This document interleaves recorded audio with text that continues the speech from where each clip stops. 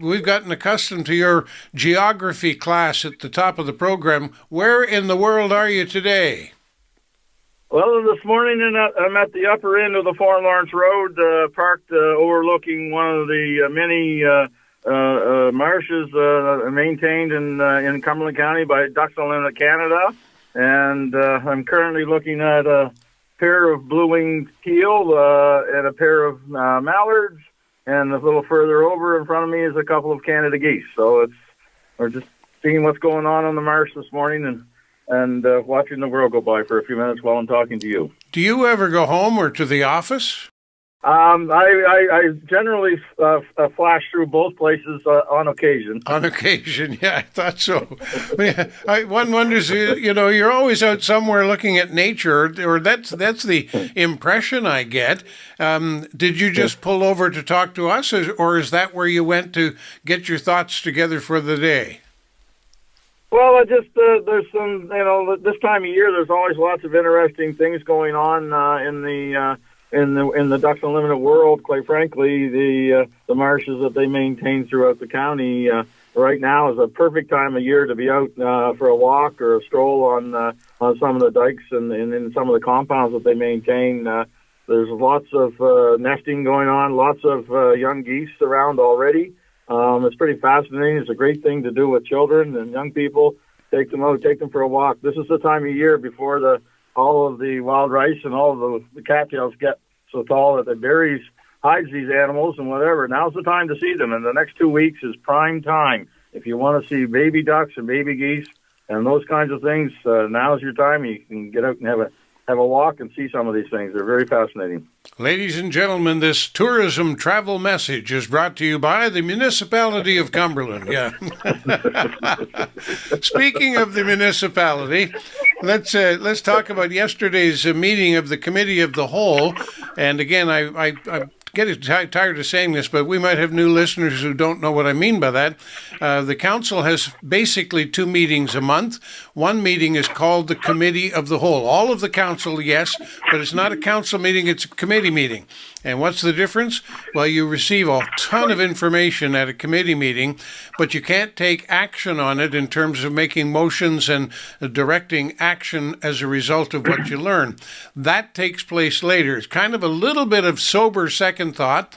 You get a chance to distill what you learn and then think about it, and somebody makes a motion at the next meeting, and away you go from there. But having said that, you had a couple of presentations yesterday. One of them, I thought maybe it would be you making the presentation, called Explore Cumberland, like you do with us every week. But this one was presented by Eileen Davidge, Economic Development Officer. What is Explore Cumberland?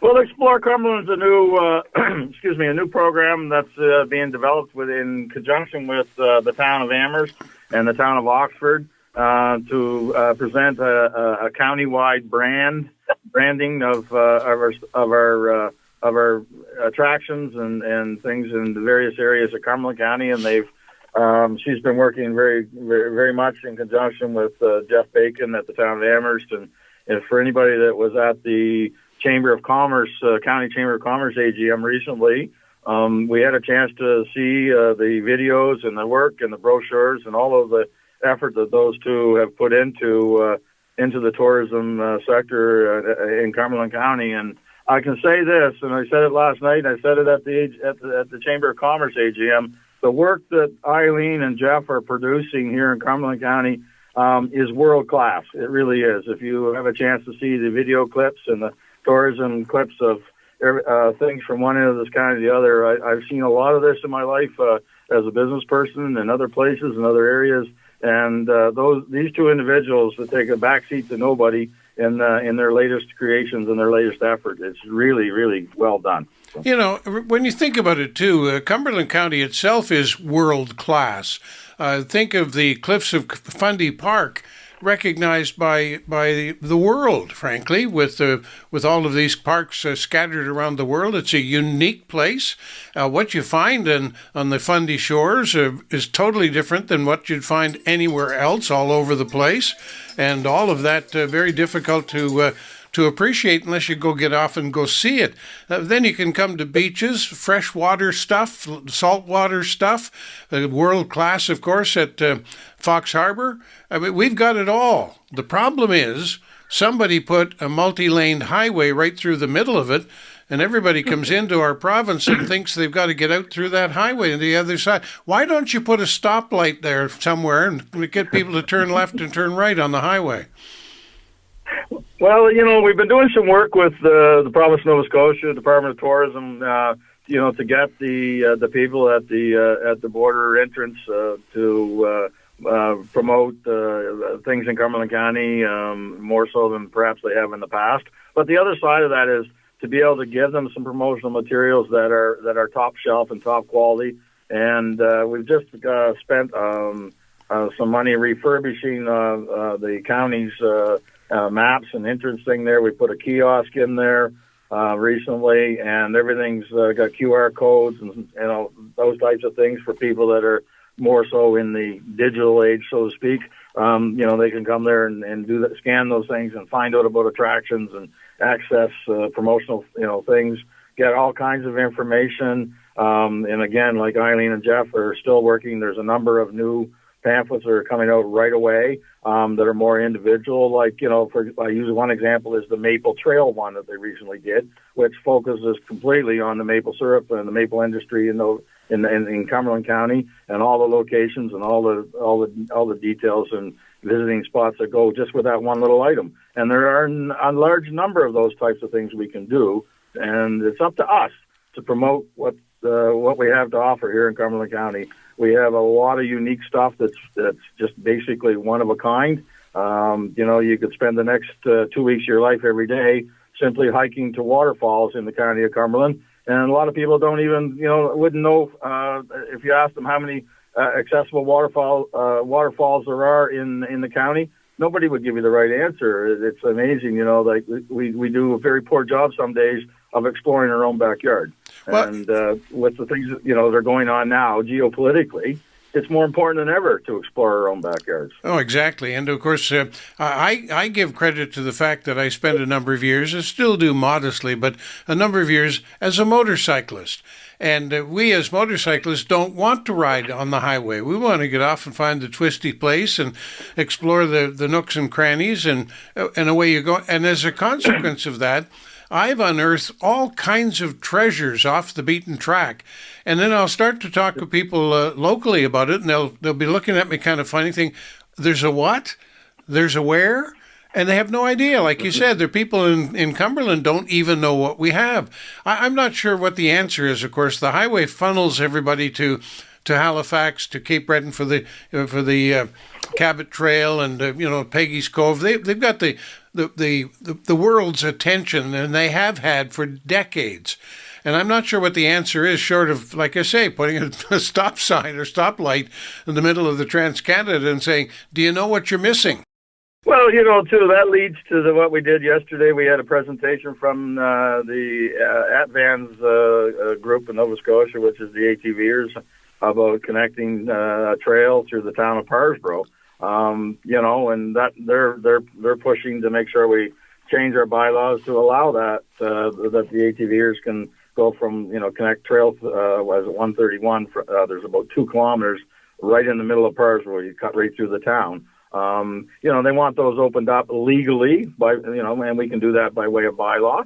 And this is another step in economic development. There's 54,000 members of ATV clubs just in Nova Scotia alone at the current time, I believe is what he told us yesterday. And all of those people like to use the machines and get out and see different places, and they spend money on gas, they spend money on food, they spend money on lodging and all of that. And, it's a great way to, promote, our tourism industry and grow it just by doing it basically even within the province of Nova Scotia by allowing these individuals to do this.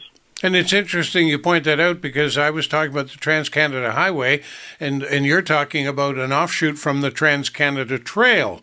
And the highlighted trail is, the apex is at Oxford. And from Oxford, you can go in all kinds of directions, including all the way to Vancouver. I mean, when you think about it, ATVs are incredible, and people have a bad idea. They think of ATVs as the occasional Yahoo that goes ripping up the main street of town at high speed and doing a wheelie. But the reality is you're talking about a whole genre of tourists. And these are people with serious dollars to spend. Just looking at the vehicles they drive, these off-road vehicles, the motorcyclists, for example, $40,000, $50,000, $60,000 is not an uncommon sight. And they're looking for a place to stay, a place to eat, a place to go do. And you're absolutely right. The ATV Association is hitting on something. Nova Scotia is late to the party. New Brunswick and Quebec have been leading the parade on that for 20, 30 years. It's remarkable the potential and tourism of those people that don't take the Trans-Canada Highway. I completely agree. The Newfoundland has been a leader there too. And we're one of the last places, Nova Scotia, to get in the game with this stuff. And, it's time to move forward. People want to see this happen, and we'll certainly we'll discuss it. We also brought up yesterday about the towns of Spring Hill, and because these are the towns where we actually own the roadways and all of that. Anywhere else is the province's thing, and it's up to the province to decide how they want to handle these. But for us, we again said to the guy yesterday, show us the trail as it would potentially come into Spring Hill and exit Spring Hill, and we'll enact, we'll get very quickly at enacting a bylaw that will cover all of the stuff that we control within the County of Cumberland. And then once we do the bylaw, all of this will fall into it in all the locations, right? Now, speaking of bylaws or rules and regulations, there'll be some folks thinking you're trying to keep them out. And I'm talking about people who love their pets. There was some discussion yesterday on creating a pet bylaw. That is to say, pets being allowed or not being allowed in the county's service centers and the community center in Spring Hill. What's the real issue? Is it that serious that it requires you to come up with a barring people's entrance to these facilities? I think when you look at it, there's a lot of moving parts in this. We had an incident at one of our service centers recently that didn't end up so good in regards to a pet being on the site. And, we have to also recognize that there's a safety issue involved with some of the staff if a pet was to, get out of control or whatever. And the other thing is that not everyone in our staff is comfortable around pets. Some people are afraid of dogs. Some people are afraid of, different other animals and whatever. And, so we have to be aware of that. And obviously we don't want to put ourselves in a situation where one of our staff could potentially be injured by a visiting pet. And we're not referring to service animals in any way, shape, or form here. Those are obviously excluded and always will be. We're just referring to the rest of the pet situation. Yeah, it's interesting. I saw a lady in the grocery store just recently with a service animal. It has a well-marked vest and is on a short leash. And I never saw a service animal yet that was any threat of any kind whatsoever. They seem to be the meekest, kindest, most wonderful pets you'd ever find. But it's really obvious when somebody has a service animal, and that's all entirely different than somebody wandering around with their pets. But you have these service centers in Parsboro, Spring Hill, Napan, and to a lesser extent, kind of in Pugwash. And I can see the need to keep the pets out. The other option, of course, is providing an exception is at the community center, where you might, in fact, put on pet shows and pet competitions. And so your law that you're looking at would not allow pets to be wandering around the Dr. Murray and Marion Center in Spring Hill, to be wandering around on any given day. But they would be allowed to have animals in for shows. I thought it interesting talking about the dangers, and then your exception actually allows for reptiles. And I got a kick out of that. I might have to vote against that. I'm not an overly big fan of reptiles most days, but the other side of this too is, we have staff that are working in these environments, and so let's just say someone comes in with a small dog and it's on a leash, and they're standing at the counter and they're paying their tax bill, and the dog is at the end of the leash, and which is all good. And a staff member comes zipping around the corner with a file folder, and they're trying to go from one office to the other, excuse me, and they step on the dog and hurt it. What happens then? Ouch. The potential is there, going both ways, quite frankly. For pets, small pets and things like that to be potentially, stepped on by the next person in line, and then, an argument ensues, and, it's just all around. It's just easier to do it, have a policy and deal with it this way. Well, the fact of the matter is you're talking about your business centers, and you don't take pets to, public people don't take pets into office structures and so on. So it's a little different. You're quite right. There is one disconcerting fact that came out of your meeting yesterday, and I'm not sure where it came from, what report it came from, but it was suggesting that recent data shows that food support remains the top need in Cumberland County. Food support. What do they mean by that? We're talking in that one. We're talking about the project that we're working on in Spring Hill with the geothermal greenhouses and whatever to support the a lot of local operations that are providing food to the community, like the food banks and some of the after-school programs and school programs, lunch programs, and all of this. And one of the things that we've been, keen on lately with the work surrounding the geothermal committee and all of that, and one that we've now spent a lot of time and effort on, not so much money, but more time and effort, and we're going to get a wrap-up report and a go-forward plan regarding geothermal greenhouses in the town, in the former town of Spring Hill. We have a meeting coming up for that on June the 10th, where there'll be a number of experts from around the province and across Cumberland at that meeting, and we're hopefully going to get a go-forward plan to get that up and running. I know various members of government at all levels have been very, very supportive of the project, and I think it will go a long way to helping the issue of food insecurity for a fair piece of our population here in Cumberland County. And I think to get this thing going and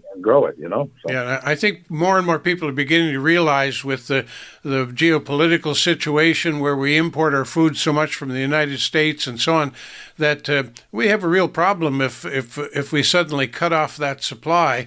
And food security is enhanced greatly when we can grow most of what we need ourselves or provide for it within Nova Scotia or within Canada, and that we're a long way away from that. So, this is going to be a topic that will grow and become far more important as we go.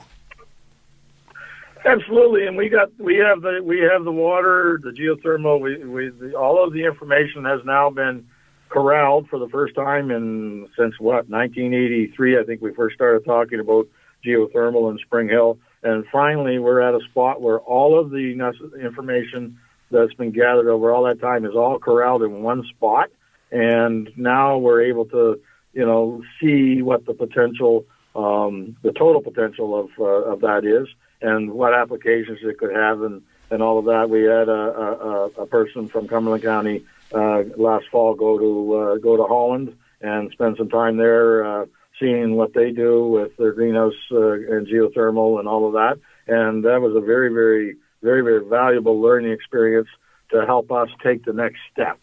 So, we're going to follow up on that. And that's one of the things that I've been working very hard on since last fall and before, but especially since last fall, is to find someone, a group or a business or whatever, to take ownership of this, of the first greenhouse in Spring Hill.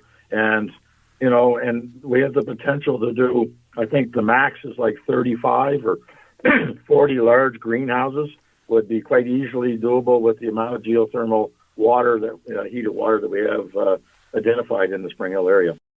Opportunities for tomorrow are limitless, sir, and we look forward to your next visit, your next geography lesson.